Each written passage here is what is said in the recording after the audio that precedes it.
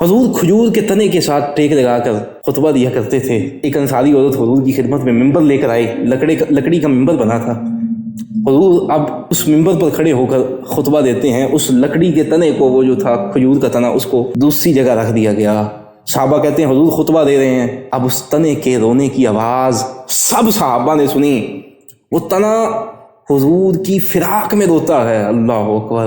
اور صحابہ کہتے ہیں ایسے آواز آتی ہے جیسے بلکتا ہوا بچہ روتا ہے، اور کچھ کہتے ہیں ایسے جیسے اونٹنی کا بچہ جو ہے وہ بلک بلک کے روتا ہے، ایسے آواز آتی ہے۔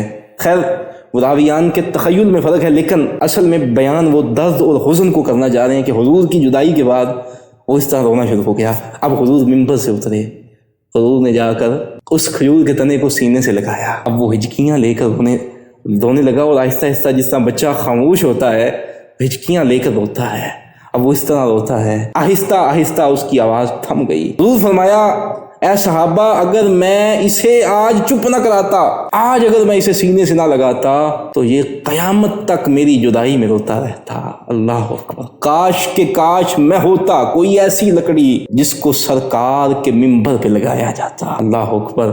اب حضور نے اس کھجور کے تنے سے مخاطب ہو کے اسے فرمایا کہ بتا، اب تجھے جہاں سے تو آیا تھا، جس باغ سے تو آیا تھا، جہاں پر پہلے تو لگا تھا، اگر تو کہے تو تجھے وہاں لگا دیا جائے، میں تجھے وہاں لگا دوں، اور پھر تو پہلے کی طرح سرسبز و شاداب ہو جائے، لوگ تجھ سے جو ہے وہ دوبارہ سیراب ہوں، تیرے پھل سے سیراب ہوں، تیرا پھل کھائیں۔ اللہ اکبر۔ حالانکہ ادھر مقام غور ہے، غور کرنے والی بات یہ ہے کہ سوکھا ہوا تنا اس کو زمین میں لگا دیا جائے تو کیسے وہ دوبارہ سرسبز و شاداب ہوگا؟ تو میں نے کہا کہ یہ وہ ذات اور وہ ہستی بات کر رہی ہے کہ جن کے ہاتھ میں ساری سیرابی ہے، جن کے ہاتھ میں ساری سرسبز و شادابی ہے، اگر یہ حکم کر دیں، اگر یہ لگا دیں، اللہ اکبر، وہ درخت ایسا تر و تازہ رہے کہ قیامت آ جائے لیکن اس کی تر و تازگی میں فرق نہ آئے۔ اللہ اکبر۔ ایسا وہ درخت تر و تازہ رہے گا کیونکہ لگانے والی ذات کوئی اور ذات نہیں، وہ امام الانبیاء کی ذات ہے۔ اللہ اکبر۔ اور فرمایا اگر تو چاہے تو تجھے جنت میں لگا دیا جائے، جنت میں تو لگا دیا جائے، اور تیرا پھل وہ اولیاء اور جنتی لوگ کھائیں۔ اب بتا تو کیا چاہتا ہے؟ وہ عرض کرنے لگا یا رسول اللہ، آپ سے جدا تو نہیں ہونا چاہتا، لیکن اگر ان دو چیزوں کے درمیان ہی فیصلہ کرنا ہے تو مجھے جنت میں لگا دیا جائے تاکہ جنتی لوگ میرا پھل کھائیں۔ اللہ اکبر۔ حضور فرمایا لوگوں دیکھ لو، اس تنے نے آج دار الفنا پر دار البقا کو ترجیح دی ہے، اس عاشق نے آج دار الفنا پر دار البقا کو ترجیح دی ہے۔ ہم بھی سب عاشق رسول ہیں، ہم بھی سب حضور سے محبت کرنے والے ہیں۔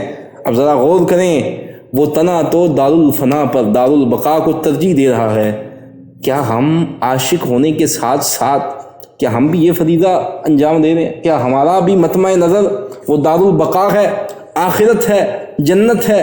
آج ہم اس دار الفنا کی رنگینیوں میں کھو گئے، اس دار الفنا کی خواہشوں میں کھو گئے، اس دار الفنا کے اندر شیطان کے وسوسوں میں کھو گئے، یا اپنی خواہشات اور ہوائے نفس کے پیچھے لگ گئے۔ اگر ایسا ہے تو یاد رکھیں، عشق اور محبت یہ صرف ایک دعوے کا نام نہیں ہے، بلکہ عشق اور محبت ایک عملی تربیت کا نام ہے، ایک عملی جذبے کا نام ہے۔ اللہ سے دعا ہے رب تعالی ہمیں وہ عملی جذبہ عطا فرمائے۔